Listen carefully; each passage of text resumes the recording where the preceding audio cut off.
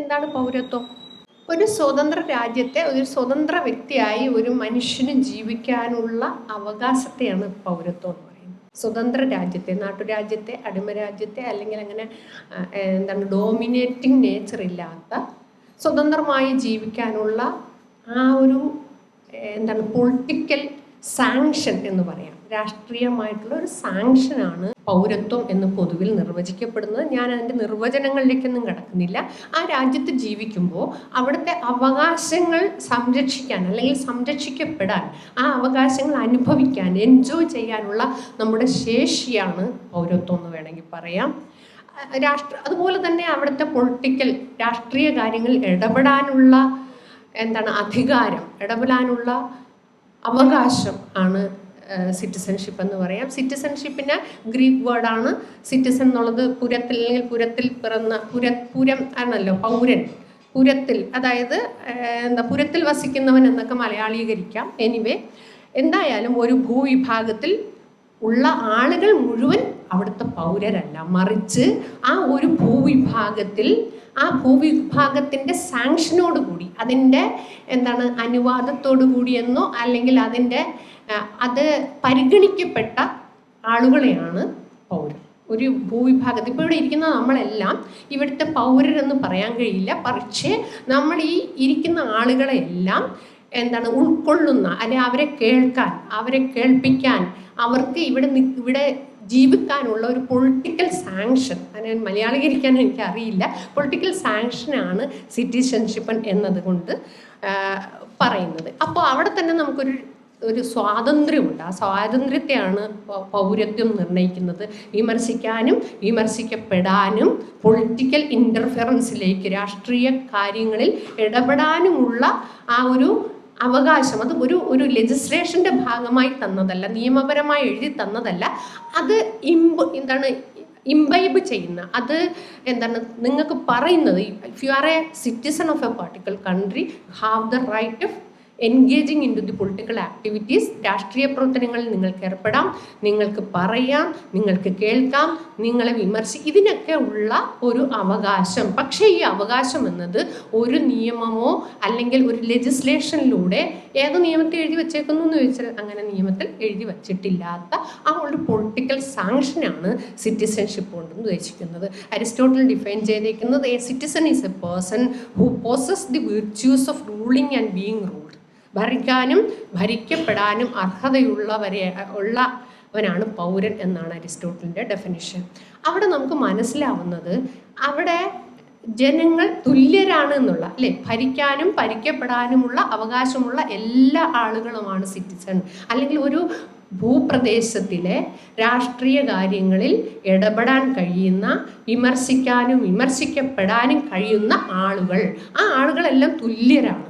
As a citizen എന്ന രീതിയിൽ നിങ്ങളെല്ലാവരും തുല്യരാണ്. അവിടെ തുല്യതയുടെ ബേസിൽ ഒരു വിഭാഗത്തെ മനുഷ്യർ അവരുടെ എന്തെല്ലാം കാര്യങ്ങളിൽ തുല്യതയുണ്ടെന്ന് വെച്ചാൽ പൗരത്വത്തിൽ തുല്യരാണ് എന്ന് നമുക്ക് പറയാം. അവരുടെ ഇക്കണോമിക്കലി, പൊളിറ്റിക്കലി, സോഷ്യലി, കൾച്ചറലി ഒക്കെ ഡിഫറെൻറ്റ് പെർസ്പെക്റ്റീവിൽ നിൽക്കുമ്പോൾ ഒരു രാജ്യത്തെ പൗരൻ എന്ന് പറഞ്ഞാൽ പൗരാവകാശങ്ങൾ തുല്യമായിരിക്കും. പൗരൻ എന്ന അവകാശങ്ങൾ ഏത് വിഭാഗത്തിൽ, ജാതിയിൽ, മതത്തിൽ, ഇവിടെ അത്തരത്തിലൊക്കെ തുല്യരായിരിക്കും. അതാണ് ആ പൊളിറ്റിക്കൽ സാങ്ഷൻ, രാഷ്ട്രീയമായിട്ടുള്ള ആ സാങ്ഷനെയാണ്, പൊളിറ്റിക്കൽ സാങ്ഷനാണ് പൗരത്വം എന്നതുകൊണ്ട് ഉദ്ദേശിക്കുന്നത്. ഞാൻ പറയുന്നത് മനസ്സിലാവുണ്ടല്ലോ?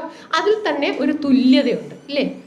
പൗരൻ എന്നാൽ തുല്യരാണ്. അവിടെ കൂടിയ പൗരനെന്നോ കുറഞ്ഞ പൗരനെന്നൊന്നുമില്ല. ഒരു തുല്യതയുടെ അടിസ്ഥാനത്തിലാണ് എപ്പോഴും പൗരത്വം എന്നതിനെ സംബന്ധിച്ച്, വ്യവഹാരത്തെ സംബന്ധിച്ച് പറയപ്പെടുന്നത്. ഇനി എന്തിനാണ് ഈ പൗരത്വം വേണ്ടത്? തീർച്ചയായും ഒരു വ്യക്തിയെ രാഷ്ട്രവുമായി കണ്ണി ചേർക്കുന്ന അടിസ്ഥാന സങ്കല്പനം എന്നുള്ളത് കൊണ്ട് തന്നെ രാഷ്ട്രത്തിൻ്റെ കാര്യങ്ങളിൽ എൻഗേജ് ചെയ്യാൻ, രാഷ്ട്രത്തിന് വ്യക്തിയുടെ കാര്യത്തിൽ എൻഗേജ് ചെയ്യാൻ പൗരത്വം ആവശ്യമാണ്.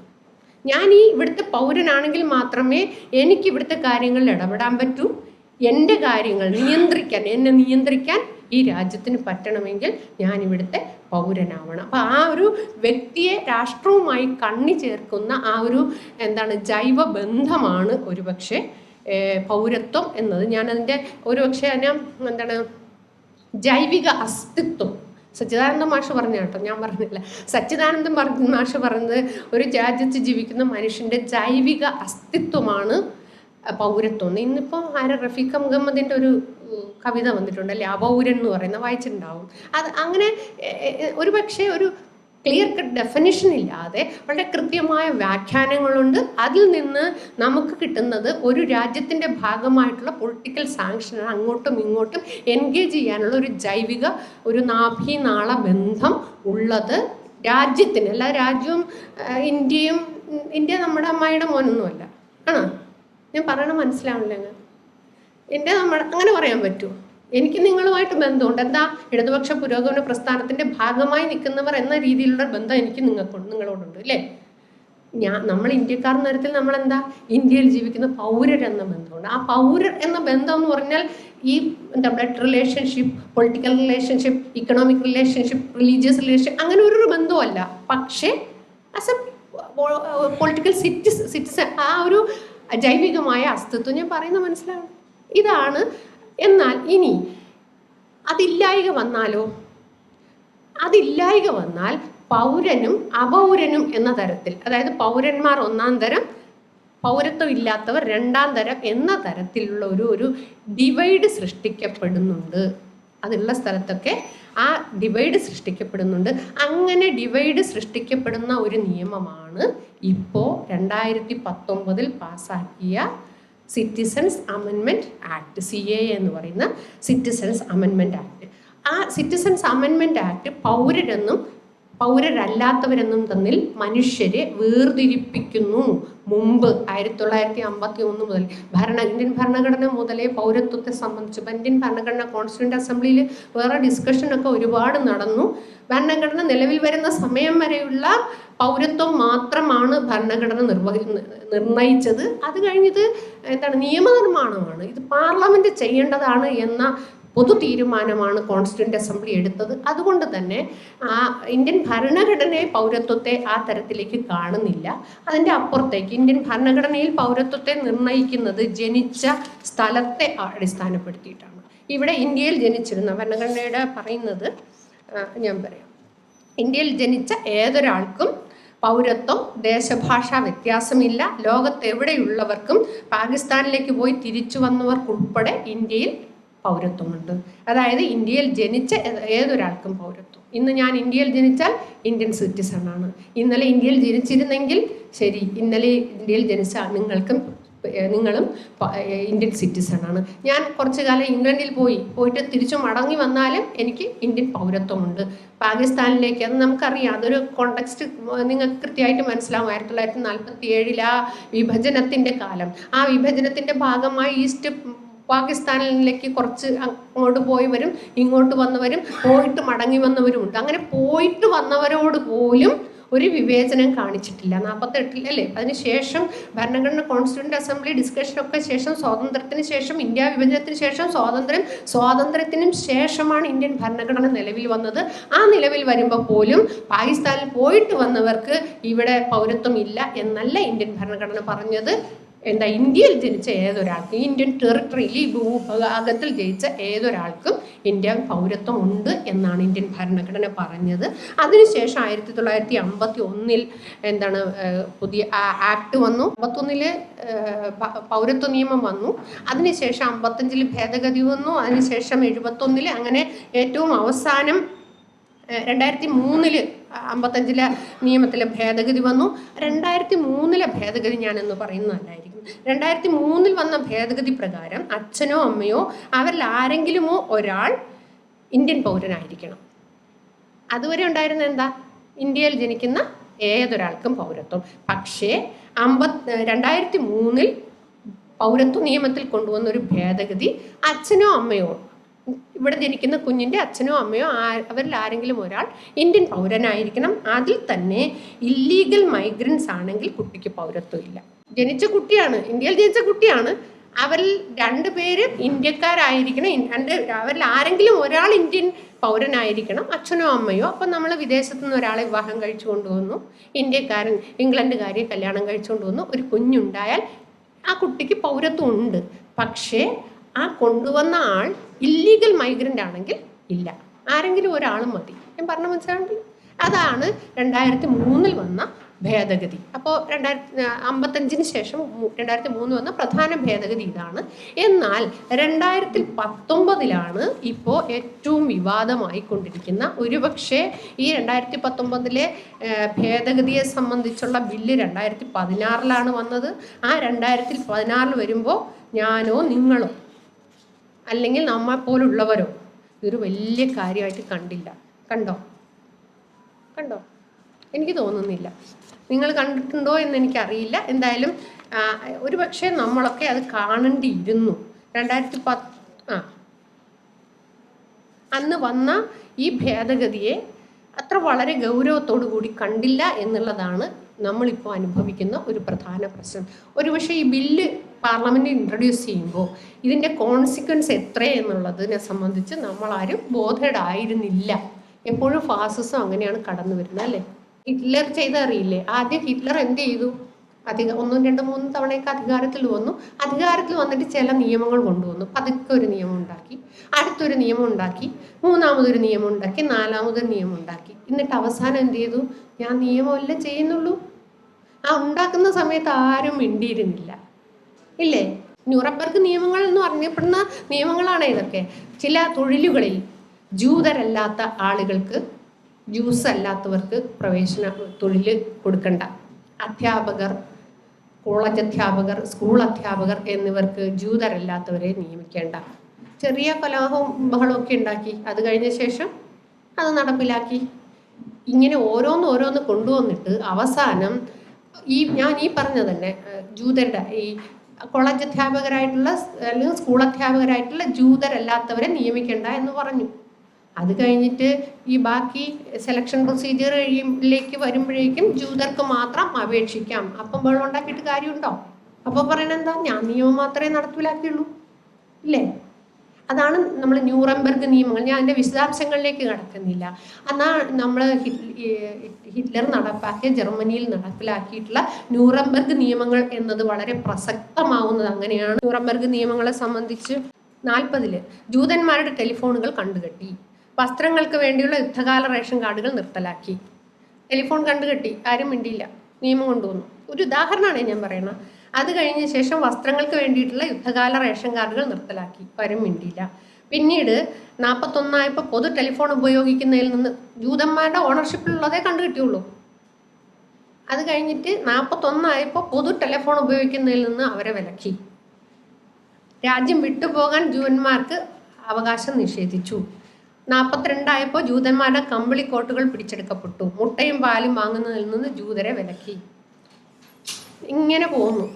ഇതാണ് നമ്മൾ ന്യൂറംബർഗ് ട്രയൽസ് എന്ന് അറിയപ്പെടുന്നത്. അപ്പോൾ ഇത് ആദ്യത്തെ നിയമം വരുമ്പോൾ മുട്ടയും പാലും വാങ്ങിച്ചില്ലെങ്കിൽ എന്താ എന്ന് വലിയ പ്രശ്നം ഉണ്ടായില്ല. പക്ഷെ 1 by 1 ഒരു മനുഷ്യ ജനതയെ, ഒരു വിഭാഗത്തെ, ഒരു വംശത്തെ പൂർണ്ണമായും പട്ടിണിക്കിട്ട് കൊല്ലുന്ന, അവരുടെ എല്ലാത്തരം അവകാശങ്ങളെയും പൗരാവകാശങ്ങളെയും നിഷേധിക്കുന്ന തരത്തിലേക്കുള്ള നിയമങ്ങൾ 1 by 1 ജർമ്മനിയിൽ ഹിറ്റ്ലർ പാസ്സാക്കിയ ന്യൂറംബർഗ് നിയമങ്ങളെ പോലെയാണ് ഇന്ത്യയിലും സംഭവിച്ചു വരുന്നത്. ഞാൻ അതിലേക്ക് കടക്കുന്നില്ല. ഒരുപാട് നിയമങ്ങളുണ്ട്. ഫാമേഴ്സ് ലോ നിങ്ങൾക്കറിയാം, ലേബർ ലോ നിങ്ങൾ അതുമായി ബന്ധപ്പെട്ട് വരുന്ന ആളുകളാണ്. ലേബർ ലോ എന്ന് പറഞ്ഞിട്ട് നേരത്തെ ഉണ്ടായിരുന്ന ഒരുപാട് വർക്ക്മെൻസ് കോമ്പൻസേഷൻ ആക്ട്, ഇലക്ട്രിസിറ്റി വർക്കേഴ്സ് ഏറ്റവും കൂടുതൽ അനുഭവിച്ചുകൊണ്ടിരുന്ന അല്ലേ? During the course of employment ഒരു വർക്കർക്ക് എന്തെങ്കിലും സംഭവിച്ചാൽ നഷ്ടപരിഹാരം നൽകേണ്ടത് ആരുടെ ഉത്തരവാദിത്വം? എംപ്ലോയറുടെ അല്ലേ? അതിൻ്റെ ഭാഗമായ അത് ആ സമയത്ത് 70കൾക്ക് ശേഷം, ഒരുപക്ഷെ 60കൾക്ക് ശേഷം വന്ന 70കളിൽ വന്നിട്ടുള്ള വെൽഫെയർ ലെജിസ്ലേഷൻസ് എല്ലാം തൊഴിലാളി പക്ഷത്ത് നിൽക്കുന്നവയായിരുന്നു. അതിനകത്ത് 61 മെറ്റേണിറ്റി ബെനിഫിറ്റ് ആക്ട്, ഒരുപക്ഷെ ഞാനും സുമയും നമ്മളൊക്കെ ബിനുമോളൊക്കെ പ്രസവിക്കുന്ന സമയത്ത് ഞങ്ങളുടെ അവകാശമാണ് ഈ maternity benefit act. Maternity benefit ആക്ടിൻ്റെ ഭാഗമായി ഞങ്ങൾക്ക് വേതനത്തോടു കൂടി ഒരുപക്ഷെ ഞങ്ങളൊക്കെ ചെയ്യുന്നത് ഞങ്ങളുടെ പ്രത്യുത്പാദന അവകാശമാണ്. ബ്രസ്റ്റ് ഫീഡിങ് കുഞ്ഞിൻ്റെ അവകാശമാണ്. ആ പ്രത്യുത്പാദന അവകാശത്തെ നിലനിർത്തുന്നതിനായിട്ടുള്ള തൊഴിലാളിയുടെ അവകാശം, തൊഴിലെടുക്കുന്നവൻ്റെ അവകാശത്തെ പരിരക്ഷിക്കുന്നതിനാണ് 90 ദിവസം അല്ലെങ്കിൽ 120 ദിവസം 150 ദിവസം വേതനത്തോടു കൂടിയുള്ള റൈറ്റ് തന്നിരുന്നത്.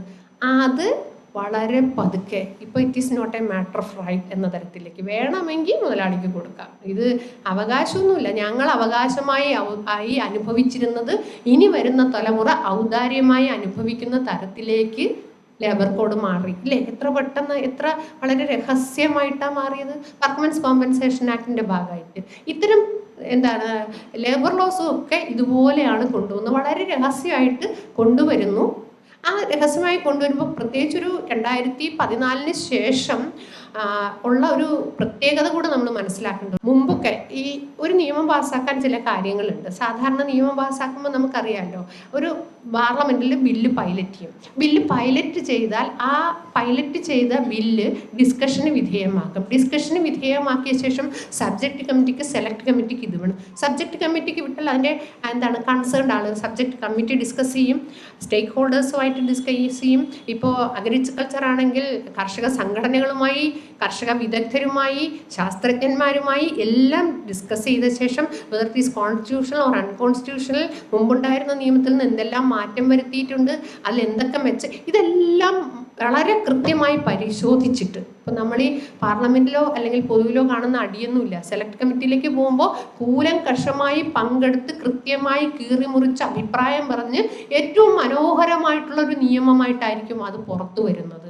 അതിനാണ് പാർലമെൻ്ററി സ്ക്രൂട്ടണി എന്ന് പറയുന്നത്. ആ പാർലമെൻ്ററി സ്ക്രൂട്ടണിക്ക് വിധേയമാക്കിയാണ് ഇന്ത്യയിലെ നിയമങ്ങളെല്ലാം നിർമ്മിക്കപ്പെട്ടതെങ്കിൽ 2014 ശേഷം ഇപ്പോൾ അധികാരത്തിലിരിക്കുന്ന ഗവൺമെൻറ് അധികാരത്തിൽ വന്ന ശേഷം നിയമങ്ങൾ പാർലമെൻ്ററി സ്ക്രൂട്ടണിക്ക് വിടുന്നില്ല. 14 അതിനുശേഷം പാസ്സാക്കിയ 14% നിയമങ്ങൾ മാത്രമാണ് പാർലമെൻ്ററി സ്ക്രൂട്ടണിക്ക് വിട്ടിട്ടുള്ളത്. എന്ന് പറഞ്ഞാൽ എന്താ, 100 നിയമം പാസ്സാക്കിയെങ്കിൽ അതിൽ 14 ഡിസ്കഷന് വിട്ടോ.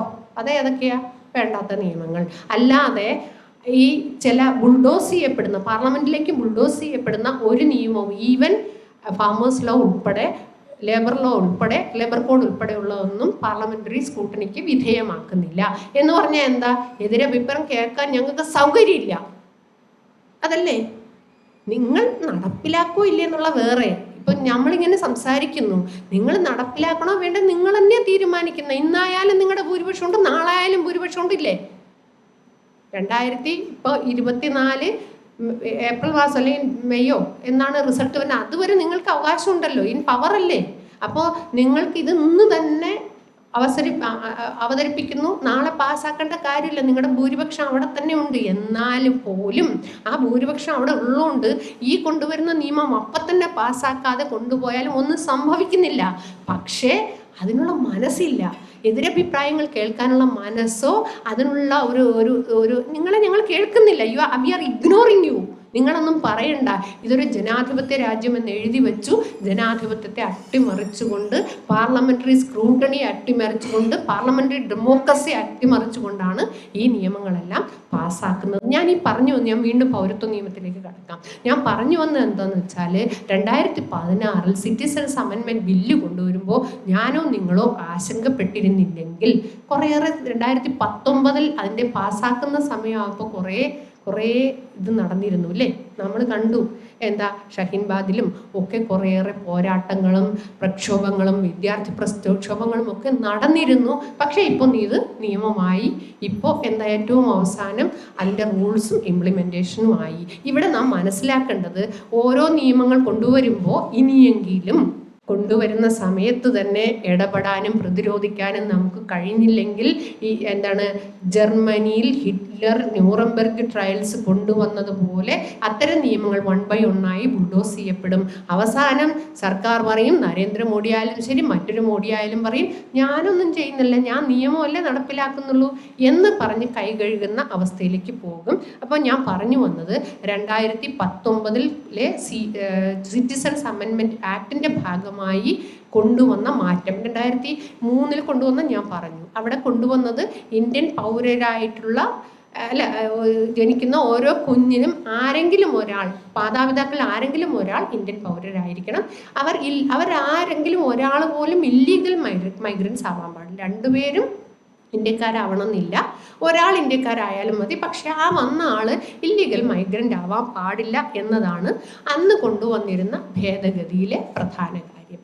എന്നാൽ 2019 കൊണ്ടുവന്നത് പ്രധാനമായിട്ടുള്ള 4 കാര്യങ്ങളാണ്. ഞാൻ ആ 4 കാര്യങ്ങളും പൂർണ്ണമായി വിശദീകരിക്കുന്നില്ല. ഒരു കാര്യം മാത്രം, ഇതൊരു എനിക്ക് തോന്നുന്നു ഈ ഒരു ലഘുലേഖ ശാസ്ത്ര സാഹിത്യ പരിഷത്തിന് വേണ്ടി ഞാൻ തയ്യാറാക്കി കൊടുത്തതാണ്. അതുകൊണ്ടാണ് എന്നെ ഇവിടെ അദ്ദേഹം വിളിച്ചതെന്ന് എനിക്ക് തോന്നുന്നു. അപ്പോൾ അതിനകത്ത് ഞാൻ വളരെ കൃത്യമായി, ഇത് വായിക്കാൻ വേണ്ടിയിട്ടല്ല പറയുന്നത്, അതിൽ വളരെ കൃത്യമായി ആ കാര്യങ്ങൾ പറഞ്ഞിട്ടുണ്ട്. 4 തരം ഭേദഗതിയാണ് കൊണ്ടുവന്നത്. അതിൽ 5 പ്രധാന ഭേദഗതിയാണ് കൊണ്ടുവന്നത്. അതിൽ ഏറ്റവും പ്രധാന ഭേദഗതി എന്നത് ഞാൻ ജസ്റ്റ് ഒന്ന് വായിക്കാം. 2014 ഡിസംബർ 31 തീയതിയോ 2014 ഡിസംബർ 31 തീയതിയോ അതിനു മുമ്പോ ഇന്ത്യയിൽ പ്രവേശിച്ച അഫ്ഗാനിസ്ഥാൻ, ബംഗ്ലാദേശ്, പാകിസ്ഥാൻ എന്നിവിടങ്ങളിൽ നിന്നുള്ള ഹിന്ദു, ബുദ്ധിസ്റ്റ്, ജൈന, പാഴ്സി, ക്രിസ്ത്യൻ, ഹിന്ദു, സിഖ്, ബുദ്ധിസ്റ്റ്, ജൈന, പാഴ്സി, ക്രിസ്ത്യൻ 6. അപ്പോൾ 3 രാജ്യങ്ങൾ എവിടേക്കാ?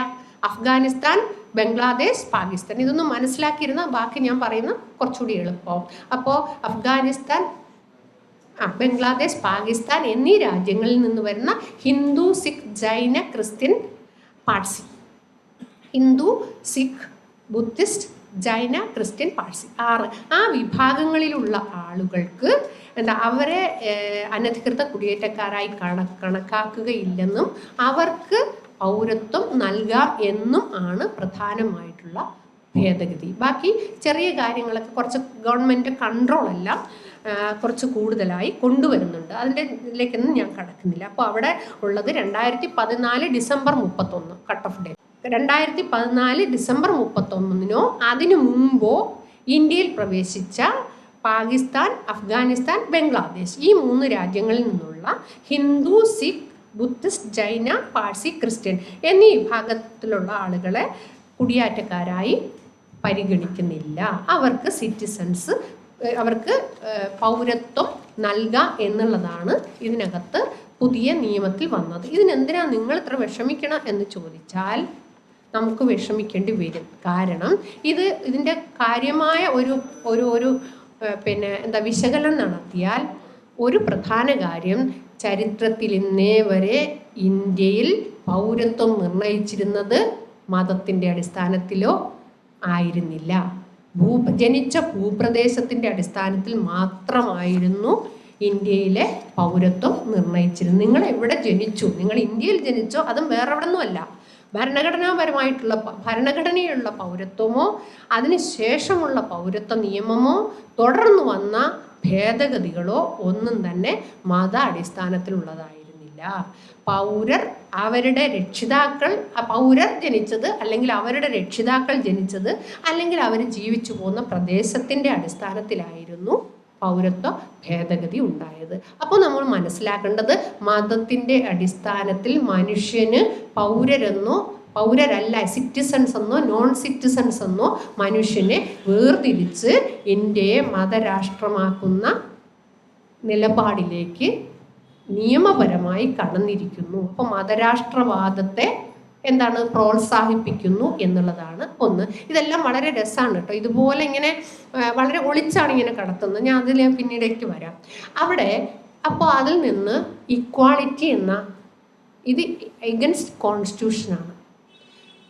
ഇന്ത്യൻ ഭരണഘടനയുടെ ഈക്വാളിറ്റി പ്രിൻസിപ്പിൾസ് പറയുന്നത് നിങ്ങൾക്കറിയാം. ഈക്വാളിറ്റി പറയുന്നത് എന്താ? Equal before law, equal protection അല്ലേ? Equality before law and equal protection for all എന്നതാണ് പറയുന്നത്. പക്ഷേ ഇവിടെ മതത്തിൻ്റെ പേരിൽ ആളുകൾക്ക് ഈക്വാളിറ്റി, തുല്യത നഷ്ടപ്പെടുത്തുന്നു അല്ലേ? ഞാൻ പറയുന്ന ഈക്വാളിറ്റി ഇല്ല. അതൊന്ന്. രണ്ടാമത്തെ കാര്യം, ഇത് ഇക്വാളിറ്റി നഷ്ടപ്പെടുത്തുന്നതിന് വേറെ എന്തെങ്കിലും വലിയ പ്രശ്നമുണ്ടോ എന്ന് ചോദിച്ചാൽ അവിടെയും പ്രശ്നമുണ്ട്. ഇന്ത്യൻ ഭരണഘടന എന്തുകൊണ്ട് എന്ന് പറഞ്ഞാൽ ചില കാര്യങ്ങൾ, ചില അവകാശങ്ങൾ ഇന്ത്യൻ സിറ്റിസൺസിന് മാത്രമാണ്. ഇന്ത്യൻ ഭരണഘടന പറയുന്ന ഇന്ത്യൻ കോൺസ്റ്റിറ്റ്യൂഷൻ പറയുന്ന ഫണ്ടമെൻ്റൽ റൈറ്റ്സ് കേട്ടിട്ടുണ്ടോ? മൗലിക അവകാശങ്ങൾ, അത് നിങ്ങൾക്ക് അറിയാവുന്നതാണ്. മൗലിക അവകാശങ്ങൾ 15 മുതൽ 19 വരെയുള്ള പ്രൊവിഷൻസ് മുഴുവൻ സിറ്റിസൺസിന് മാത്രം അവകാശപ്പെട്ടതാണ്. ഇന്ത്യയിൽ ജീവിക്കുന്ന എല്ലാ ആളുകൾക്കും അവകാശപ്പെട്ടതല്ല. ഇന്ത്യൻ ഭരണഘടനയിലെ 17 മുതൽ 14 മുതൽ 19 വരെയുള്ള വകുപ്പുകൾ, അതായത് ഫണ്ടമെൻ്റൽ റൈറ്റ്സ്, മൗലിക അവകാശങ്ങൾ ഇന്ത്യൻ പൗരന്മാർക്ക് മാത്രം വേണ്ടിയുള്ളതാണ്. ആ മൗലിക അവകാശങ്ങൾ എന്താണ് എന്നതാണ് ഞാൻ തിരഞ്ഞുകൊണ്ടിരുന്നത്.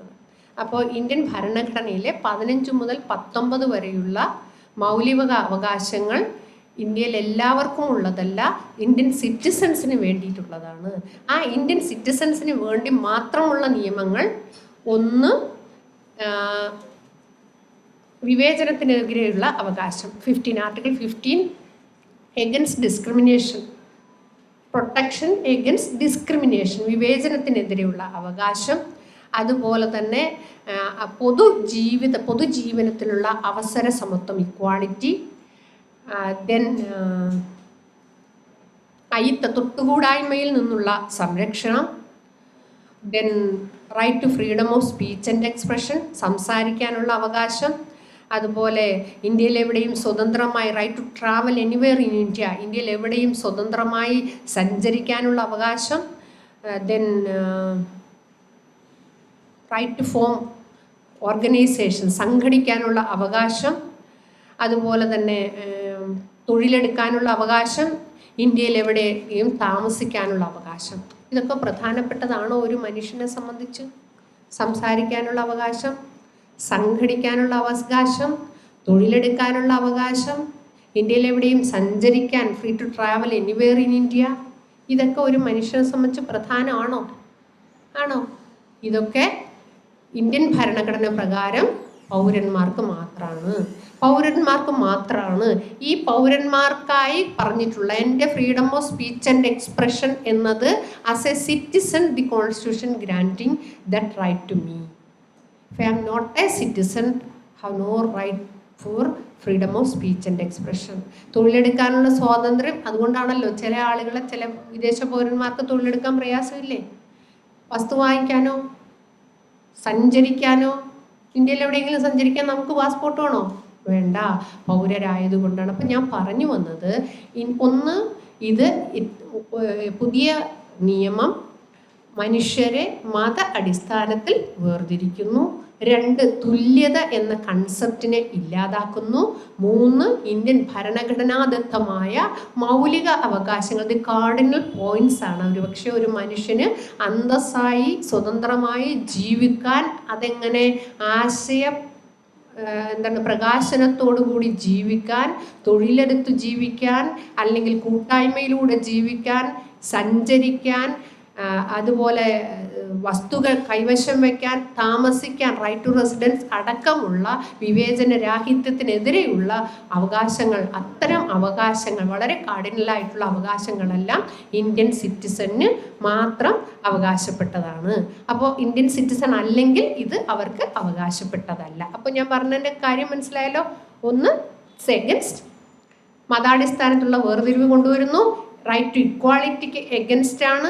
ഇന്ത്യൻ ഭരണഘടന നിങ്ങൾക്ക് നൽകുന്ന, എനിക്ക് നൽകുന്ന ഏറ്റവും പരമപ്രധാനമായിട്ടുള്ള ഫണ്ടമെൻ്റൽ റൈറ്റ്സിനെ നിഷേധിക്കുന്നു. ഇതാണ് ഈ പൗരത്വ ഭേദഗതിയുടെ കോൺസിക്വൻസ് ആയിട്ട് പ്രധാനമായി നമുക്ക് ചൂണ്ടിക്കാണിക്കാവുന്നത്. ഇനിയുമുണ്ട്. ഇനി അതിൻ്റെ ഒന്നുകൂടി അതിൻ്റെ ഉള്ളറകളിലേക്ക് പോയാൽ നമുക്ക് ഇവിടെ പലതരത്തിലുള്ള ഡിസ്ക്രിമിനേഷനാണ് നടത്തിയിരിക്കുന്നത്. ഒന്ന് പൗരരെന്നും പൗരരല്ലാത്തവരെന്നും.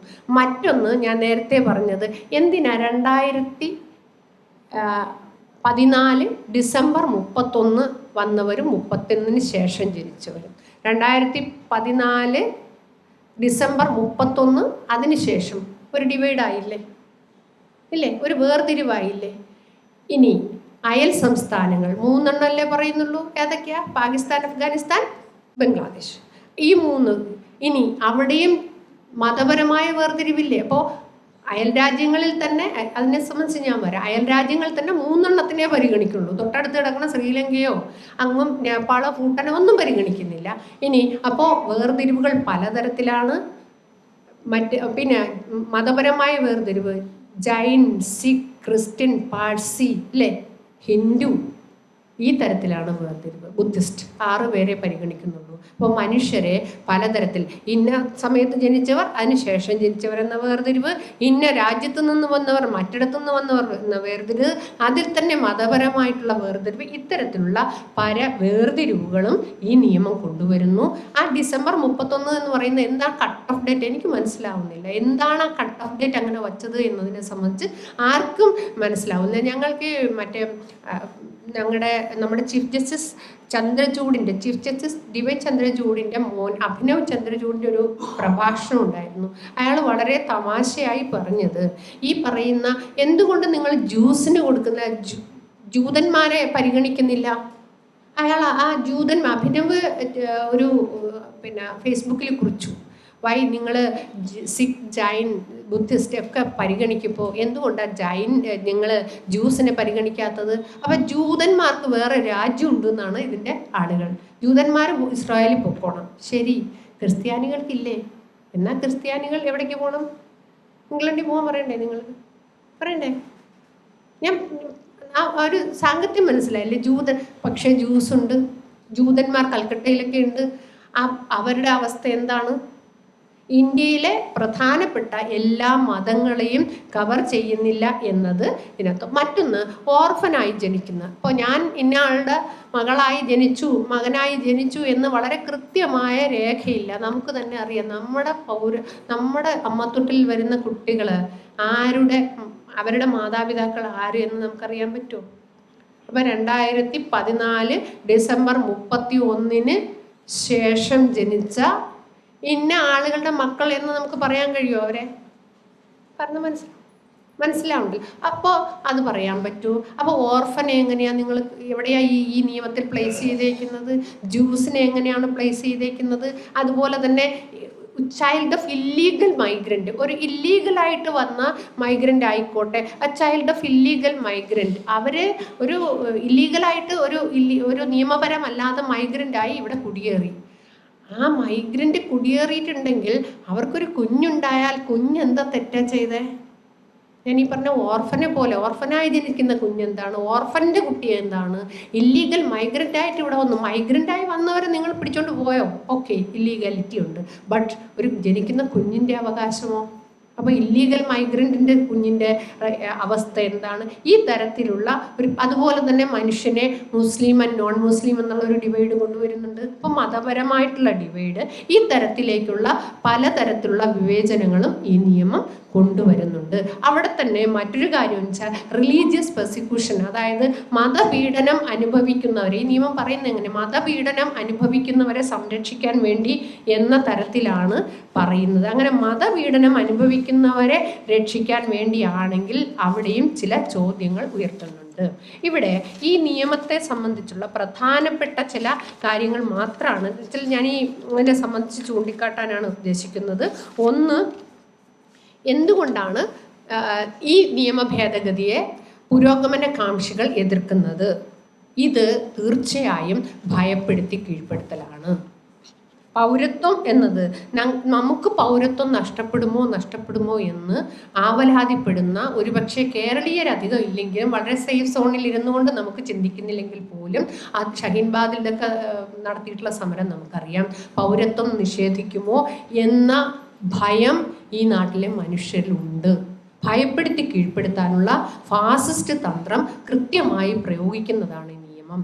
അപ്പോൾ ഭാവിയിൽ ഇന്ത്യയിലെ ഓരോ വ്യക്തിക്കും സ്വന്തം പൗരത്വം സ്വയം തെളിയിക്കേണ്ടി വരുന്ന ഒരു അരക്ഷിതാവസ്ഥയിലേക്ക് ഈ നിയമം കൊണ്ടുചെന്നെത്തിക്കുന്നു. ഇതുവരെ ഇന്ത്യയിലുള്ള മനുഷ്യർക്ക് അവനവൻ്റെ ഇന്ത്യയിൽ ജനിച്ചവർക്ക് അല്ലെങ്കിൽ ഇന്ത്യയിലേക്ക് വാഹിതരായി വന്നവരോ അല്ലാതെയോ വന്നവർക്ക് ജനിച്ച കുട്ടിയെ സംബന്ധിച്ച് അവൻ്റെ പൗരത്വത്തെ സംബന്ധിച്ച് ആശങ്കപ്പെടേണ്ടിയില്ലായിരുന്നെങ്കിൽ ഇനി അതിനെക്കുറിച്ച് ആശങ്കപ്പെടേണ്ട അവസ്ഥയുണ്ട്.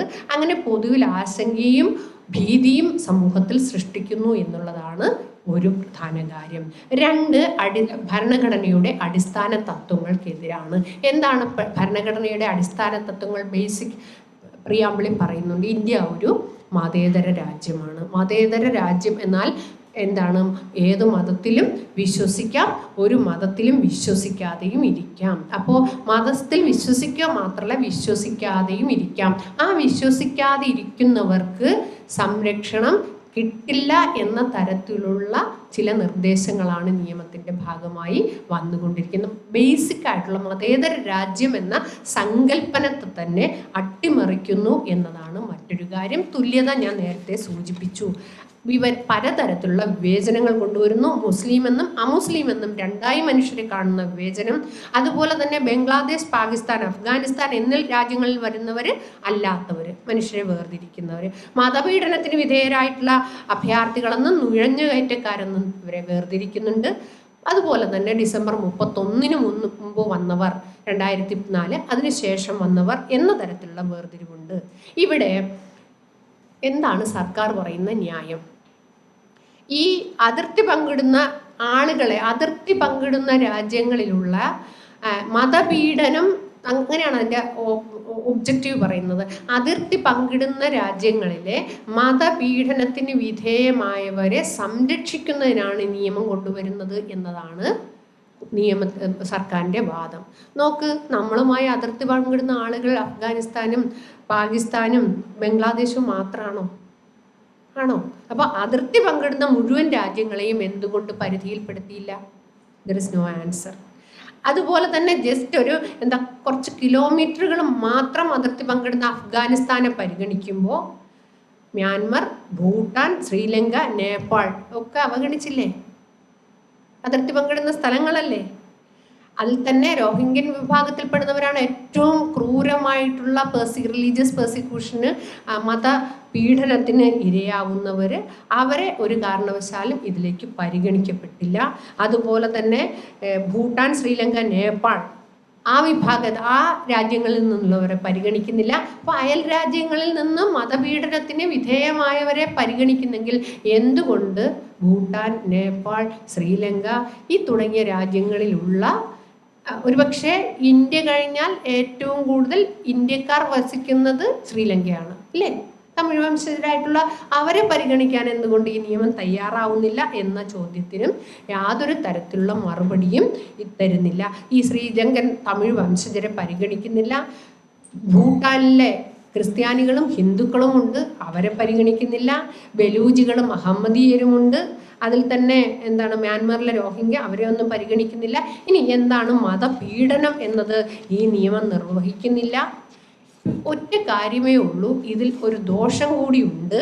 ഒന്ന്, ഇത് ദേശ സുരക്ഷയ്ക്ക് ഭീഷണിയായിട്ടുള്ള നിയമമാണ് എന്ന് ചൂണ്ടിക്കാണിക്കപ്പെടുന്നു. കാരണം എന്താ? ഈ നിയമപ്രകാരം 5 വർഷം മുമ്പ് വരെ അഫ്ഗാനിസ്ഥാനിൽ നിന്നോ പാകിസ്ഥാനിൽ നിന്നോ ബംഗ്ലാദേശിൽ നിന്നോ ഇന്ത്യയിൽ വന്ന മുസ്ലിം അല്ലാത്ത ആളുകൾക്കൊക്കെ പൗരത്വം കൊടുക്കുകയാണ്. ആണല്ലോ? ഞാൻ പറഞ്ഞ മനസ്സിലായി?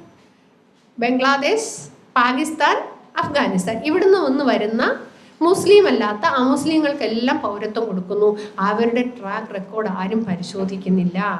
അവർ പരിശോധിക്കുന്നത് മതം മാത്രമാണ്. ഇവർ പ്രയർ കേസിൽപ്പെട്ടിരുന്നോ മറ്റു കാര്യങ്ങളൊന്നും പരിശോധിക്കുന്നില്ല. അവിടെ പരിശോധിക്കുന്നത് നിങ്ങൾ രാജ്യദ്രോഹികളാണോ, ചാരന്മാരാണോ എന്ന പരിശോധനയൊന്നും നടത്താതെ അവിടെ പരിശോധിക്കുന്നത് മുസ്ലിമാണോ അമുസ്ലിമാണോ. അവിടെ നമുക്ക് മനസ്സിലാവും ഇത് ദേശസ്നേഹമല്ല, ഇത് മതവിരോധം മാത്രമാണ് എന്ന് നമുക്ക് മനസ്സിലാകും. അപ്പം ഞാൻ അങ്ങനെ വരുമ്പോൾ എന്തുകൊണ്ട് ഇത് സംഭവിച്ചു, എന്താണ് ഇതിൻ്റെ അജണ്ട? അപ്പം ഞാൻ പറഞ്ഞ കാര്യങ്ങളൊന്നും ഞാൻ സമർപ്പിക്കാം. ഞാൻ പറഞ്ഞത് എന്താണ് പൗരത്വം എന്ന് ഞാൻ പറഞ്ഞു അല്ലേ, വിശദീകരിക്കേണ്ട. അതിൽ തന്നെ നിലവിൽ മുമ്പുണ്ടായിരുന്ന നിയമം പ്രാദേശിക അടിസ്ഥാനം, ഒരു ഭൂപ്രകൃതിയിൽ ജനിച്ച ആളുകൾക്ക് അവിടുത്തെ പൗരത്വം എന്നതാണ് പൊതുവിൽ അംഗീകരിക്കപ്പെട്ടത്. അതായിരുന്നു ഇന്ത്യയിലും അംഗീകരിക്കപ്പെട്ടത്. ഇന്ത്യയിൽ ജനിച്ച ഏതൊരാൾക്കും പൗരത്വം എന്നാണ് ഇന്ത്യയുടെ ഭരണഘടന പറഞ്ഞത്. തുടർന്ന് വന്ന ശേഷം ഇന്ത്യയിൽ ജനിച്ച ഒരാൾക്കെന്ന് മാത്രമല്ല, ഇന്ത്യക്കാരായിട്ടുള്ള ദമ്പതികളിൽ ഒരാൾ മാതാപിതാക്കളിൽ ഒരാൾ ഇന്ത്യക്കാരായാലും പൗരത്വം കൊടുക്കാമെന്നായി. ആ മാതാപിതാക്കളിൽ ഒരാൾ ഇന്ത്യക്കാരാവുമ്പോൾ അവർ ഇല്ലീഗൽ മൈഗ്രൻസ് അല്ല എന്നതായിരിക്കണം പൗരത്വത്തിൻ്റെ അടിസ്ഥാനം. ഈ തരത്തിലൊക്കെ ആയി വന്നതും ഭൂപ്രദേശത്തിൻ്റെ ജനിച്ച സ്ഥലത്തിൻ്റെ മാത്രം അടിസ്ഥാനത്തിൽ ജീവിക്കുന്ന ഭൂപ്രദേശത്തിൻ്റെ മാത്രം അടിസ്ഥാനത്തിൽ പൗരത്വത്തെ നിർണയിച്ചത് ആദ്യമായി മതത്തിൻ്റെ അടിസ്ഥാനത്തിൽ വേർതിരിക്കുന്ന സ്ഥിതി ഉണ്ടായി. അതാണ് 2019 പുതിയ CAA അമെൻമെൻറ്റ് ആക്ടിലൂടെ വന്നത്. അവിടെ തന്നെ പലതരത്തിലുള്ള ഡിവൈഡ്സ് മനുഷ്യൻ്റെ മനസ്സിലേക്ക് കൊണ്ടുവരാൻ തുടങ്ങി. അത് ബേസിക്കലി ഇന്ത്യൻ ഭരണഘടനയ്ക്കെതിരാണ്, തുല്യതയ്ക്കെതിരാണ്, മതേതരത്വത്തിനെതിരാണ്, മനുഷ്യരിൽ മതവിരോധം കൊണ്ടുവരുന്നതാണ്, ഭയപ്പെടുത്തി കീഴ്പ്പെടുത്തുന്ന തന്ത്രമാണ് ഇവിടെ ആവിഷ്കരിച്ചിട്ടുള്ളത്. ഇവിടെ ദേശസ്നേഹമല്ല, ദേശസ്നേഹത്തിൻ്റെ അപ്പോസ്തലന്മാരാണ് ഞങ്ങൾ എന്ന് പറയുന്നവരുടെ ദേശസ്നേഹമല്ല. അതുകൊണ്ട് തന്നെ ഈ 3 രാജ്യങ്ങൾ, പാകിസ്ഥാൻ, അഫ്ഗാനിസ്ഥാൻ, ബംഗ്ലാദേശിൽ നിന്ന് വരുന്ന സിഖ്, ജൈൻ, ബുദ്ധിസ്റ്റ്, ക്രിസ്ത്യൻ, പാഴ്സി, ഹിന്ദു 6 വിഭാഗങ്ങളിൽ ആർക്കും പൗരത്വം കൊടുക്കും എന്ന് പറഞ്ഞാൽ മുസ്ലിമാണോ അമുസ്ലിമാണോ എന്നാണ് നോക്കുന്നത്. ഇത് ചാരനാണെന്നോ ഇല്ലീഗൽ മൈഗ്രൻ്റ് ആണെന്നോ ഇവരുടെ പ്രീവിയസ് ക്രിമിനൽ റെക്കോർഡ്സ് പോലും പരിശോധിക്കാതെ പൗരത്വം കൊടുക്കാം എന്നാണ് പുതിയ ആക്ടിൻ്റെ ഭാഗമായി വന്നിട്ടുള്ളത്. അപ്പോൾ ഇതെങ്ങനെയാണ് വന്നത്? ഇതിനെ സംബന്ധിച്ച് ഇതിൽ തന്നെ പല കാര്യങ്ങളും അതിർത്തി രാജ്യങ്ങൾ പങ്കിടുന്ന എല്ലാവരും അതിനകത്തൊരു റാഷണൽ ഒരു റീസണബിലിറ്റി, യുക്തിഭദ്രമല്ല ഈ നിയമം എന്ന് പറഞ്ഞതിൻ്റെ കാര്യമാണ് ഞാൻ പറഞ്ഞത്. ഞാൻ വിശദീകരിക്കുന്നില്ല. അപ്പം ഇത് കൊണ്ടുവന്നു. എന്തുകൊണ്ടാണ് ഈ ഭരണഘടനാ വിരുദ്ധമായിട്ടുള്ള ഈ നിയമത്തെ വളരെ അത്യാവശ്യപ്പെട്ട് ഇവിടെ കൊണ്ടുവന്നത് എന്നത് ഒരുപക്ഷെ നമ്മൾ ആലോചിക്കേണ്ടിയിരിക്കുന്നു. ഇവിടെ ഇന്ത്യയെ ഒരു മതരാഷ്ട്രമാക്കി മാറ്റും എന്ന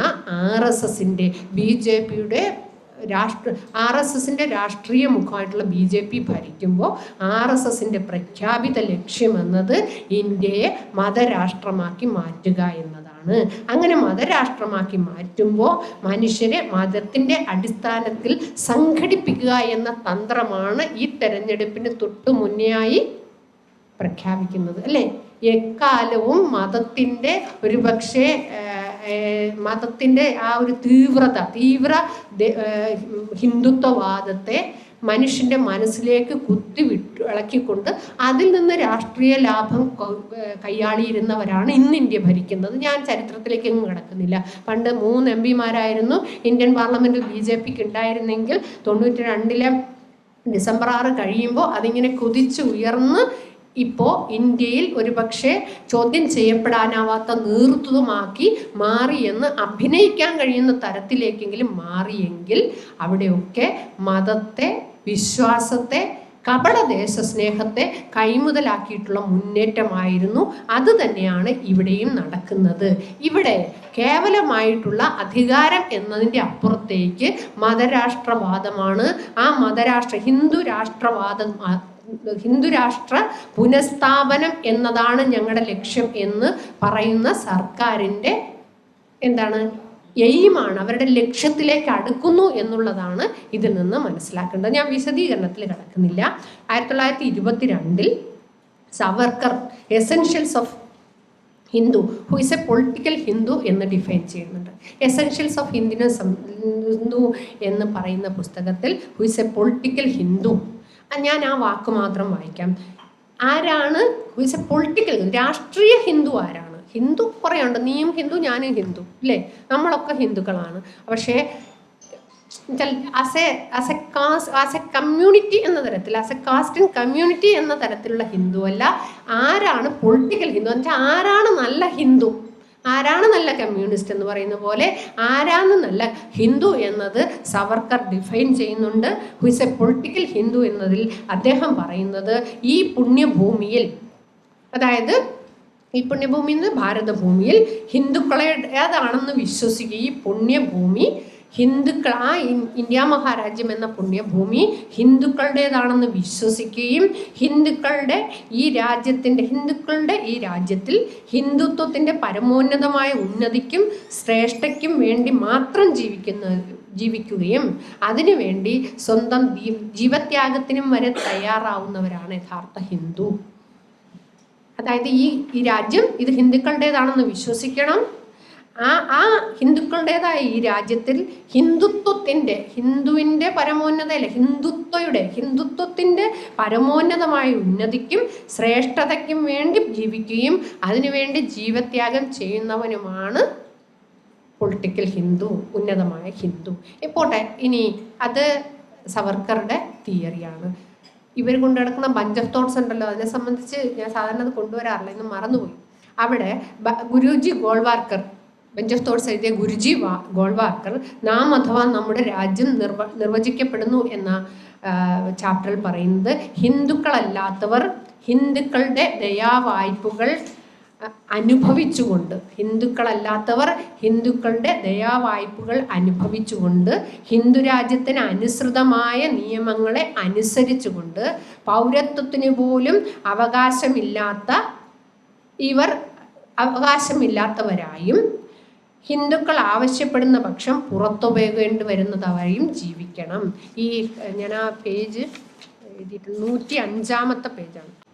നാം അഥവാ നമ്മുടെ രാജ്യം നിർവഹിക്കപ്പെടുന്നു എന്ന ഗ്രന്ഥത്തിൽ ഞാനത് വായിക്കട്ടെ. നാം അഥവാ നമ്മുടെ രാജ്യം നിർവചിക്കപ്പെടുന്നു. വംശത്തിൻ്റെയും സംസ്കാരത്തിൻ്റെയും ശുദ്ധിയും നിലനിർത്താനായി സെമിറ്റിക് വംശങ്ങളെ ജൂതന്മാരെ ഉന്മൂലനം ചെയ്തുകൊണ്ട് ജർമ്മനി ലോകത്തെ ഞെട്ടിച്ചു. ഏറ്റവും ഉയർന്ന തലത്തിലുള്ള വംശാഭിമാനമാണ് ഇവിടെ വെളിവായത്. ജർമ്മനിയിൽ ചെയ്തത് അതിൽ ഊറ്റം കൊള്ളുകയാണ്. ആഴത്തിൽ വ്യത്യാസമുള്ള വംശങ്ങളെയും സംസ്കാരങ്ങളെയും ഒരു സമൂഹത്തിലേക്ക് കൂട്ടിച്ചേർക്കാനാവില്ല. ആഴത്തിൽ വ്യത്യാസമുള്ള വംശങ്ങളെയും സംസ്കാരങ്ങളെയും ഒരു സമൂഹത്തിലേക്ക് കൂട്ടിച്ചേർക്കാനാവില്ല. അവരുടെ തന്ത്രമാണ്. ഇവിടെ മുസ്ലിമിനെയും ക്രിസ്ത്യനെയും ഒക്കെ ആഴത്തിൽ വ്യത്യാസമുള്ളവർ ആഴെങ്ങും നിങ്ങൾ പിടിച്ച് ഒരുമിച്ചിടരുത് എന്നാണ് അവർ പറയുന്നത്. കൂട്ടിച്ചേർക്കാനാവില്ല എന്നും ജർമ്മനി നമുക്ക് കാട്ടിത്തന്നു. ഹിന്ദുസ്ഥാനുള്ള നമുക്ക് പഠിച്ച് ഗുണങ്ങളെടുക്കാവുന്ന ഒരു നല്ല പാഠമാണിത്. പേജ് നമ്പർ 87 നാം അഥവാ നമ്മുടെ രാജ്യം നിർവചിക്കപ്പെടുന്നു എന്നതിൽ ഗോൾവാൾക്കർ പറയുന്നതാണ്. ജർമ്മനി നിങ്ങൾക്ക് കാണിച്ചു തരുന്ന ആ വംശവെറിയെ എങ്ങനെ നിങ്ങൾ മോഡലായി സ്വീകരിക്കണം എന്ന് ഇവിടുത്തെ ഓരോ BJP-കാരനോടും RSS-കാരനോടും പറഞ്ഞു കൊടുക്കുന്നത്. ഞാൻ അത് വിശദീകരിക്കുന്നില്ല, കുറേയേറെ കാര്യങ്ങൾ പറയുന്നുണ്ട്. വിചാരധാരയിൽ പറയുന്നത് ഹിന്ദുക്കളല്ലാത്തവർ ഹിന്ദുക്കളുടെ ദയാവായ്പിനും ഒക്കെ അനുസരിച്ച് അവരുടെ ആശ്രിതന്മാരായിട്ട് ഇവിടെ കഴിഞ്ഞുകൊള്ളണം, അവരാവശ്യപ്പെടുന്ന പക്ഷം പുറത്തു പോവുകയും ചെയ്യണം എന്നതാണ് പറയുന്നത്. അവിടെ തന്നെ നിങ്ങൾക്കറിയാം, ബഞ്ച് ഓഫ് തോട്ട്സിൽ പറയുന്നുണ്ടല്ലോ ആഭ്യന്തര ശത്രുക്കൾ ആരാണെന്ന്, അല്ലേ?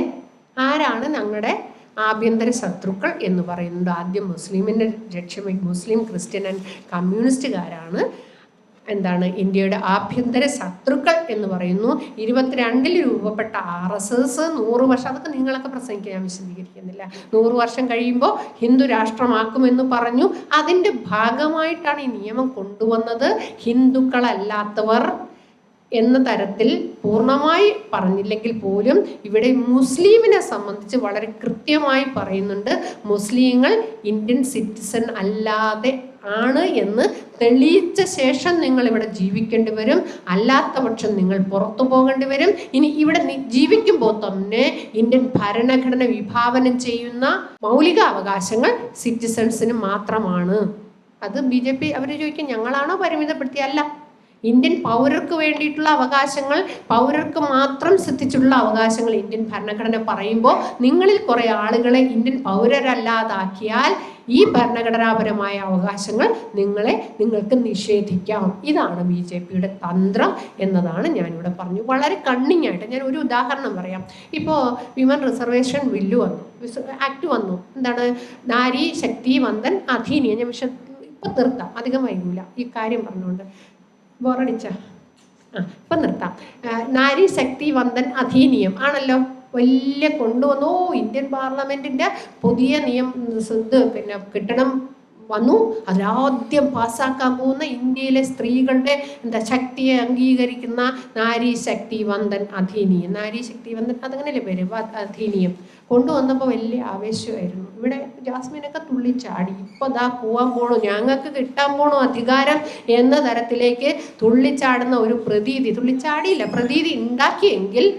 കാരണം അതൊരു പറ്റിപ്പായിരുന്നു എന്ന് നിയമം പുറത്തു വന്നപ്പോഴാണ് നമുക്ക് മനസ്സിലായത്. എന്താ, വളരെ രഹസ്യമായിട്ട് ഒറ്റ കാര്യമേ വെച്ചുള്ളൂ, ഒറ്റ കാര്യമേ പറഞ്ഞുള്ളൂ, സ്ത്രീകൾക്ക് 1/3 സംവരണം. 2 കാര്യങ്ങളുണ്ട് കേട്ടോ അതിൽ. ആദ്യം കൊണ്ടുവന്ന നിയമത്തിലാണെങ്കിൽ 540 മണ്ഡലങ്ങൾ ഉണ്ടെങ്കിൽ ആ 540-ൽ 1/3 എന്നായിരുന്നില്ല. നേരത്തെ സഖാവ് സുശീലാ ഗോപാലനും പ്രമീള ദന്തവതയും ബൃന്ദ കാരാട്ടും ഒക്കെ കൊണ്ടുവന്ന ആ മോഡൽ ആദ്യം പൈലറ്റ് ചെയ്തിട്ടുള്ള ബില്ലിൽ അതായിരുന്നില്ല. ഇപ്പൊ കൊണ്ടുവന്ന എന്താണെന്നറിയോ, 540 മണ്ഡലം ഉണ്ടെങ്കിൽ അതിൽ 1/3. അതിൽ 1/3 25 എണ്ണം അല്ലെങ്കിൽ 10 എണ്ണം കേരളത്തിലാണെങ്കിൽ അതിന്റെ വ്യത്യാസം നിങ്ങൾക്ക് മനസ്സിലാവുമല്ലോ. അല്ലെങ്കിൽ യു പിയിലാണ് 25 എണ്ണവും കേരളത്തിൽ ഒന്നും ഇല്ലെങ്കിലും ആർക്കും ഒന്നും പറയാനില്ല. അപ്പോൾ ടോട്ടൽ നമ്പർ എടുത്തിട്ട് അതിന്റെ 1/3 ഇപ്പോൾ പുതിയ നിയമത്തിൽ വന്നിട്ടുള്ളത്. അത് പോട്ടെ, ഞാൻ പറഞ്ഞ ഈ തന്ത്രമാണ് ഞാൻ പറയുന്നത്. അപ്പോൾ എന്താ, സ്ത്രീകൾക്കായി വളരെ കാലമായിട്ടുള്ള ഒരു ഡിമാൻഡ്. അതിൻ്റെ പൊളിറ്റിക്കൽ സാഹചര്യമൊന്നും ഞാൻ പറയുന്നില്ല. ഇന്ത്യ മുന്നണി വന്നു, അതിനെ പൊളിക്കണമെങ്കിൽ പണ്ട് ഇതിനെതിരെ നിന്ന ലാലു പ്രസാദ് യാദവരടക്കമുള്ള ഒരു കോൺവെനേഗ ചപ്പാത്തി ഇത് പാസ്സാക്കിയാന്ന് ചോദിച്ച ആളുകളുണ്ടല്ലോ, അവരൊക്കെയാണ് കൂടി നിൽക്കുന്നത്. അവരെയൊക്കെ പൊളിക്കാൻ ആദ്യം കൊണ്ടുവന്നത് അഭിപ്രായ വ്യത്യാസം ഒരു സാധനം കൊണ്ടുവരുമ്പോൾ നിങ്ങളെ ഒരുമിച്ച് നിർത്താൻ പറ്റുമോ ഇല്ലേ എന്ന് ശക്തി പരീക്ഷിക്കാനായിരുന്നു. അതിലേക്ക് അങ്ങ് കിടക്കുന്നില്ല. പക്ഷെ ആ നിയമത്തിൽ വന്നത് ഇങ്ങനെ കോളുലത്തോടു കൂടി കൊണ്ടുവന്നിട്ട് ഒറ്റ കാര്യമേ പറഞ്ഞുള്ളൂ, അടുത്ത ഡീലിമിറ്റേഷന് ശേഷം, വേറൊന്നും പറഞ്ഞില്ല. അടുത്ത മണ്ഡല പുനർനിർണയത്തിന് ശേഷം സ്ത്രീകളെയൊക്കെ ഞങ്ങൾ ശാക്തീകരിക്കാം, പക്ഷെ ഇപ്പോൾ വേണ്ട. എപ്പോഴാ?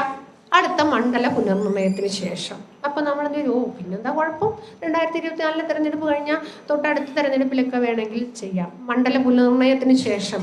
പക്ഷേ അതിലുള്ള അപകടം, ഇന്ത്യൻ ഭരണഘടനയുടെ 82 ആർട്ടിക്കിൾ 82 പറയുന്നത് 2026 ശേഷം നടക്കുന്ന ഫസ്റ്റ് സെൻസസിന് ശേഷം മാത്രമേ ഡീലിമിറ്റേഷൻ പറ്റുള്ളൂ.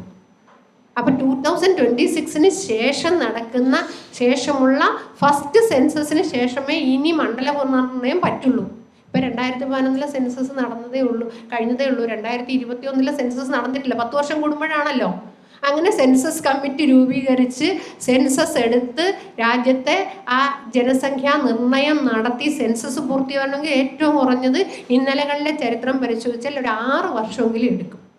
ഈ 6 വർഷം, ഇപ്പം 2026 ശേഷം, 2021 സെൻസസ് നടത്തുന്നോ ഇല്ലേ എന്നുള്ളത് പോട്ടെ, 2026 ശേഷം നടക്കുന്ന ഫസ്റ്റ് സെൻസസ് അത് നടത്തിയാൽ അതിൻ്റെ റിപ്പോർട്ട് വരണമെങ്കിൽ ഒരു 6-7 വർഷം കഴിയും.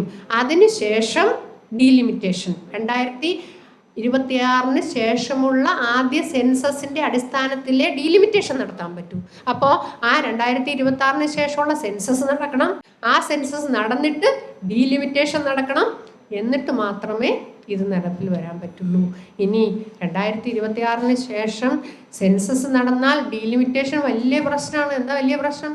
ഡീലിമിറ്റേഷൻ പോപ്പുലേഷൻ അടിസ്ഥാനത്തിലല്ലേ. തെക്കേ ഇന്ത്യൻ സംസ്ഥാനത്ത് പോപ്പുലേഷൻ കുറവും ഉത്തരേന്ത്യയിൽ വളരെ വലുതുമാണ്. ആ ഡീലിമിറ്റേഷനെ പ്രശ്നം ഇല്ലാതെ സമവായത്തിലൂടെ പരിഹരിക്കണമെങ്കിൽ ഒരു സംശയവുമില്ല 4-5 വർഷം എടുത്താലേ പറ്റുള്ളൂ. അപ്പോൾ ഒരുപക്ഷെ പാസ്സാക്കി പ്രാബല്യത്തിൽ വന്ന് സ്വയം മരിച്ചു പോകുന്ന നിയമങ്ങളിൽ ഒന്നായി നാരി ശക്തി വന്ദൻ അധിനിയം മാറിയേക്കാം.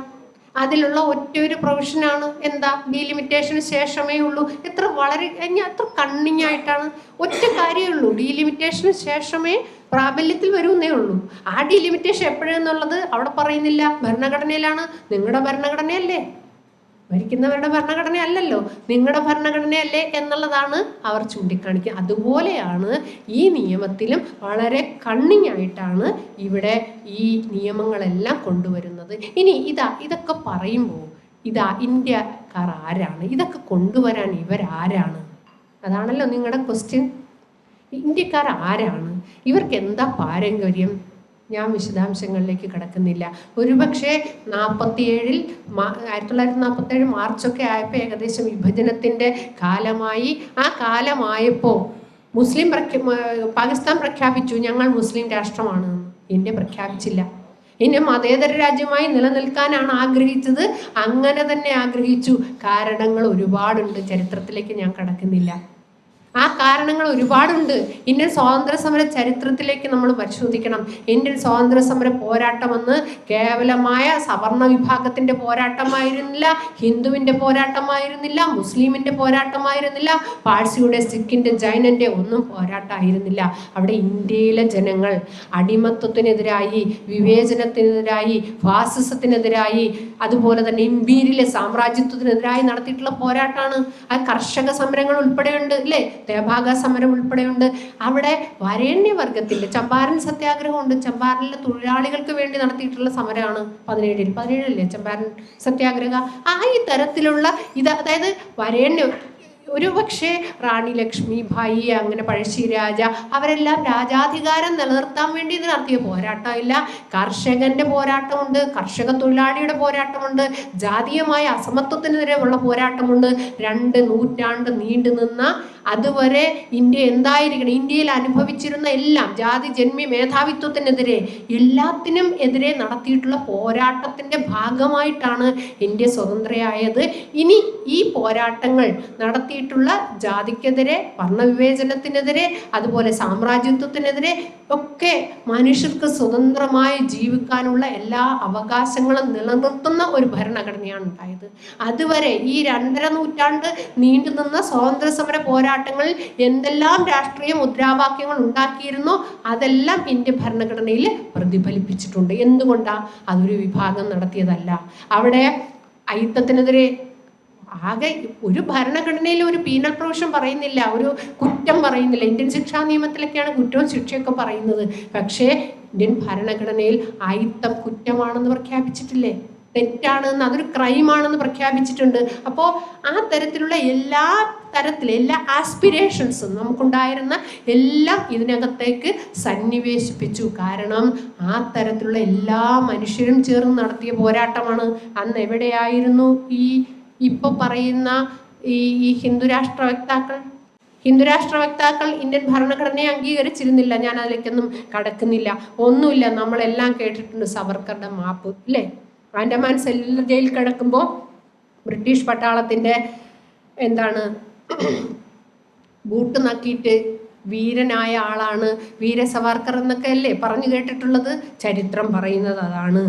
ഇനി ക്വിറ്റ് ഇന്ത്യ സമരത്തില് കാൺപൂർ ജയിലിൽ വെച്ച് മാപ്പെഴുതി കൊടുത്ത വാജ്പേയി മാപ്പ് മാത്രമല്ല, ക്വിറ്റ് ഇന്ത്യ സമരത്തിൽ കാൺപൂർ ജയിലിൽ കിടക്കുമ്പോൾ എഴുതി കൊടുത്തത് മാപ്പ് മാത്രമല്ല, 300 പേരുടെ സ്വാതന്ത്ര്യ സമര പോരാട്ടത്തിൽ പങ്കെടുത്ത 300 പേരുടെ പേരും കൂടെ എഴുതി ഒറ്റുകൊടുത്തിട്ടുള്ള ആളാണ്.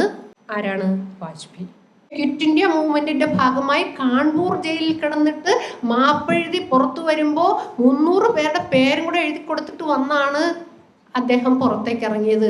അതുകൊണ്ടാണ് നമ്മുടെ മണ്ണാർക്കാടുകാരനായ ഒരു പയ്യന്റെ കവിത നമ്മൾ ശ്രദ്ധിച്ചിരുന്നില്ലേ കൊറോണ കാലത്ത്? ആരാണോ എന്തോ എഴുതിയത്, അവർ പറഞ്ഞെന്താ, ആ കവിത നിങ്ങൾ വായിച്ചിരുന്നില്ലേ? ഞങ്ങളുടെയൊക്കെ വല്യപ്പമാരുടെ ഖബറൊന്ന് പൊളിച്ചു നോക്കിയാൽ അവരുടെയൊക്കെ നെഞ്ചിൻ കൂട്ടിൽ ബ്രിട്ടീഷുകാരൻ കൂട്ടിട്ട് ചവിട്ടിയ പാടുകൾ കാണാം. ഞങ്ങളുടെയൊക്കെ വല്യപ്പമാരുടെ ഖബറൊന്ന് പൊളിച്ചു നോക്കിയാൽ അവരുടെയെല്ലാം നെഞ്ചിൻ കൂട്ടിൽ ബ്രിട്ടീഷുകാരൻ്റെ ബൂട്ടിട്ട് ചവിട്ടിയ പാടുകൾ കാണാം.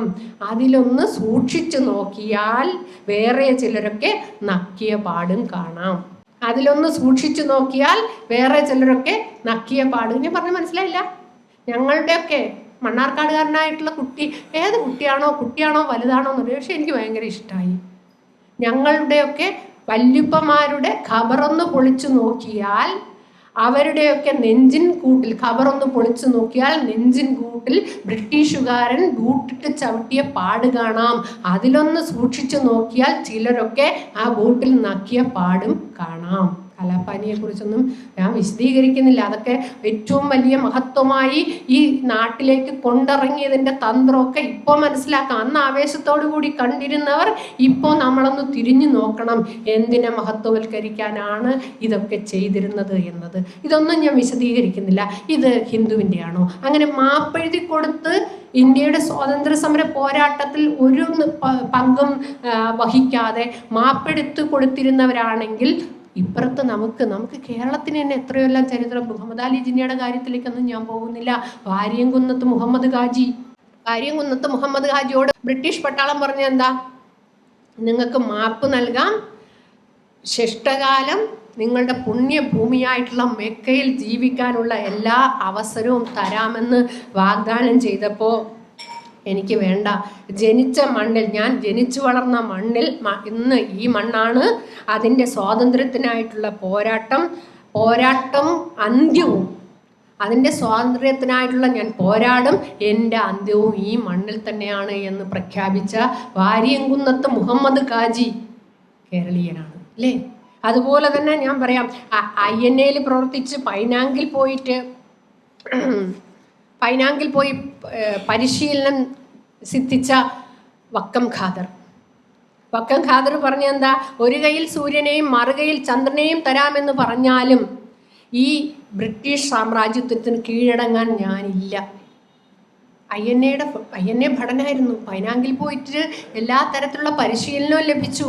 അപ്പോൾ അദ്ദേഹത്തോട് കീഴടങ്ങാൻ പറഞ്ഞപ്പോൾ ഇതുപോലെ മാപ്പെഴുതി കൊടുക്കാൻ തയ്യാറായില്ല. അദ്ദേഹത്തിൻ്റെ പ്രസക്തമായ വാക്യമാണ്, ഒരു കയ്യിൽ ചന്ദ്രനെയും മറുകയിൽ സൂര്യനെയും തരാമെന്ന് പറഞ്ഞാൽ പോലും കീഴടങ്ങാൻ ഞാനില്ല എന്ന് പറഞ്ഞ വക്കം ഖാദറുടെ നാടാണ്. അതുപോലെ തന്നെ ഈ നിരോധനത്തിൻ്റെ കാലത്ത് ഇതുപോലെ 100 അനുഭവങ്ങൾ നമുക്ക് പറയാം. മാപ്പിള ലഹളയെന്ന് അവഹേളിച്ചതാണ് ഒരു കാലത്ത് ബ്രിട്ടീഷുകാർ. ആ വളരെ കൃത്യമായിട്ടുള്ള സ്വാതന്ത്ര്യ സമര പോരാട്ടത്തിൻ്റെ ആ കാലം പരിശോധിച്ചാൽ, ചരിത്രത്തിൻ്റെ ഇന്നലകളെ പരിശോധിച്ചാൽ ആരാണ് ഇന്ത്യക്കാർ എന്ന് ചോദിച്ചാൽ ഹിന്ദുവും മുസൽമാനും, ഇവനെ ജീവിച്ചു മരിച്ച ഹിന്ദുവും മുസൽമാനും, കർഷകനും കർഷക തൊഴിലാളികളും വിദ്യാർത്ഥികളും യുവജനങ്ങളും ഒക്കെ ഒരേ മനസ്സോടുകൂടി മാതൃരാജ്യത്തിനെ സാമ്രാജ്യത്വത്തിൽ നിന്ന് മോചിപ്പിക്കാൻ, വർണ്ണവെറിയിൽ നിന്ന് മോചിപ്പിക്കാൻ, അയിത്തത്തിൽ നിന്ന്, അടിമത്തത്തിൽ നിന്ന്, വിവേചനത്തിൽ നിന്ന് മോചിപ്പിക്കാൻ വേണ്ടിയിട്ടുള്ള പോരാട്ടം നടത്തിയ ആളുകളുടെ പിന്മറക്കാരുടേതാണ് ഇന്ത്യ. ഇന്ന് അധികാരത്തിലിരിക്കുന്ന മുസ്ലിം എന്നോ അമുസ്ലിം എന്നോ ക്രിസ്ത്യാനി എന്നോ പറഞ്ഞ് വേർതിരിപ്പിച്ച് മനുഷ്യനെ മതത്തിൻ്റെ പേരിൽ അടിച്ച് തലപൊട്ടിച്ച് വെറുപ്പിൻ്റെ രാഷ്ട്രീയം കടത്തിവിടുന്ന മനുഷ്യരുടേതല്ല എന്ന ഇന്ത്യ എന്ന പ്രഖ്യാപനമാണ് നാം നടത്തേണ്ടത്. തീർച്ചയായും ഞാൻ ആദ്യം പറഞ്ഞപ്പോൾ നിങ്ങൾക്ക് ലേശം വിഷമമുണ്ടായിട്ടുണ്ടാവും. ഈ ബില്ല് പാസ്സാക്കുന്ന സമയത്ത് ഞാനും നിങ്ങളും അടക്കമുള്ള പുരോഗമന പ്രസ്ഥാനത്തിൻ്റെ പ്രവർത്തകരെന്ന് ഊറ്റം കൊള്ളുന്ന നമ്മളൊക്കെ തന്നെ വേണ്ട തരത്തിൽ ശബ്ദം ഉയർത്തിയില്ല എന്ന കുറ്റബോധം ഉള്ളിലുള്ളപ്പോൾ പോലും തീർച്ചയായും കർഷക സമരത്തിൻ്റെയൊക്കെ പിന്മുറക്കാരാണ് നമ്മൾ, അതിൻ്റെ ഊറ്റം കൊള്ളുന്നവരാണ് നമ്മൾ. ഇന്ത്യക്ക് വേണ്ട എന്ന് പറയുന്ന നിയമം ഇന്ത്യയിൽ നടപ്പിലാക്കാൻ കഴിയില്ല എന്ന ഉറച്ച രാഷ്ട്രീയ ബോധത്തോടുകൂടി, ഇച്ഛാശക്തിയോടുകൂടിയിട്ടുള്ള പോരാട്ടത്തിൻ്റെ ഭാഗമായി ഈ നിയമത്തെയും ചെറുത്തു തോൽപ്പിക്കാൻ നമുക്ക് കഴിയും എന്ന് പറഞ്ഞുകൊണ്ട് നിർത്തുന്നു. അഭിവാദ്യങ്ങൾ.